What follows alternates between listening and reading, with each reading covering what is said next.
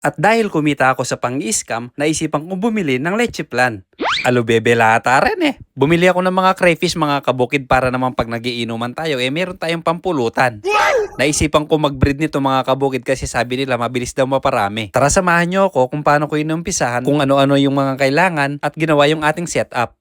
Magandang araw mga kabukid, samahan nyo akong magbenta ng aming mga kalakal dito sa bahay para may pampuhunan tayo sa bago nating naiisip na business. Hindi kasi naging successful yung ating pagmamanukan kaya naman susubukan natin sa aquaculture at napapansin ko nga na crayfish ang patok na negosyo ngayon kasi pwede tayong magsimula sa maliit na puhunan at maliit lang din na pwesto. Kaya naman susubukan ko munang mag-umpisa sa maliit na aquarium at sa luma naming mega box. Natambak lang kasi dito sa bahay yung aquarium ni Mrs. dahil hindi naman niya naaasikaso yung kanyang mga isda kaya naman dadalihin ko sa bukid para malinisan. Hindi ko sigurado kung magiging successful nung naiisip kong negosyo pero mas mabuti nang sububok tayo kesa tumunga nga na lang at magantay ng swerte. At pagkatapos ko nga linisan yung ating aquarium at saka yung mega box tinesting ko yung ating mga gagamiting water pump at saka aerator. Buti na lang at may nabibiling solar na mga ganitong gamit kasi wala kaming kuryente dito sa bukid. Maaga nga akong nagpunta dito sa bukid ngayon para ma-prepare yung kanilang setup dahil ngayon ang delivery ng ating mga in-order na breeders. Pinagpuputol ko na nga yung binili kong PVC na gagawin nating hide or taguan ng ating mga crayfish dahil isa daw sa katangian ng mga crayfish is mahihiyain sila at gusto laging nakatago. Siguro dahil mahaba yung kanilang mga balbas kasi ganun din ako. Pag mahaba yung balbas ko nahihiya ako lumabas ng bahay. Kaya naman balak ko silang bilhan ng pang-shave para naman may magamit sila pag humahaba na yung kanilang mga balbas. Uy, napaka-thoughtful. Pwede naman nating gupitin yun ng gunting pero baka kasi hindi nila magustuhan yung style kaya hahayaan natin sila kung pakito style ba ordinary kestas lang ang gusto nilang balbas. Kukuha ko ng water lettuce guys. Yan o. Makikita nyo ang daming water lettuce dito sa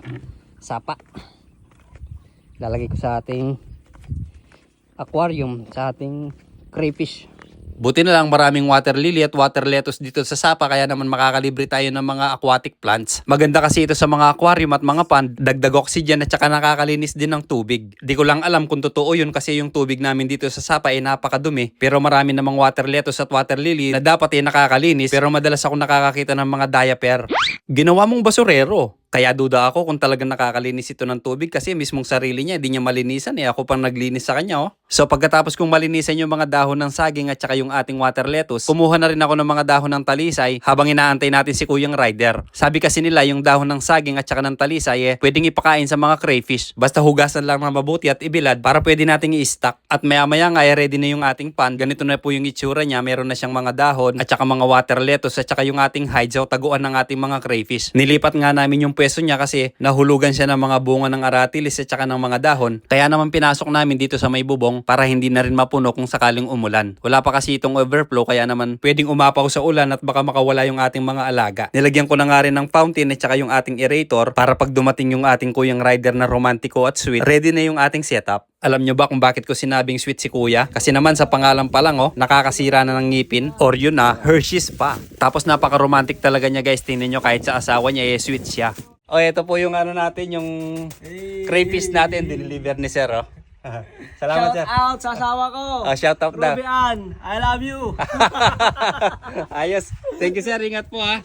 Sir, salamat Buhay na po, buhay yung ang bilis ng delivery. Di ba napaka-sweet niya? Ito na nga pala yung ating in-order na mga lettuce. Ay hindi pala lettuce yung order natin. Crayfish pala. Freebies pala yung ating water plant at saka yung kanilang mga guppies. Guppies ba yun o guppies? Basta yung maliliit na isda na tagalinis. Basta may mukha naman silang mga dilis. Shoutout nga pala sa ating idol na si Rachel Jan Buscano. Salamat po sa panonood idol. Heto na nga pala yung ating mga crayfish mga kabukid. May kasama pang darak mais. Ay, pagkain pala ng ating crayfish yun. May pa-freebies pa sila ng mga pellets, water lettuce at saka ng mga guppies. Bali 9 pieces po yung nabili nating crayfish. 3 set ng trio, isang male at saka 2 female kada trio. Ganito po kalalaki, ready to breed na po ito. Nasa 4 to 5 inches po sila. So pagka-unbox ko po binabad ko muna yung kanilang mga tray para sa acclimation or yung dahan-dahan nilang pag-adapt sa water. Pagkatapos ng 10 to 15 minutes naman tinanggal ko na yung takip ng ating mga tab at hinayaan ko na silang kusang lumabas at pumunta sa tubig. Madali lang naman daw alagaan yung mga crayfish basta malinis na tubig, stress-free na environment at syempre tamang pakain. So hanggang dito na lang po muna yung ating video. Update ko na lang po kayo sa mga susunod na araw kung sinigang ba o garlic butter yung masarap dito. Ay bolang, pararamihin natin yan. Joke lang po, sana po maparami natin sila. Salamat sa panonood mga kabukid!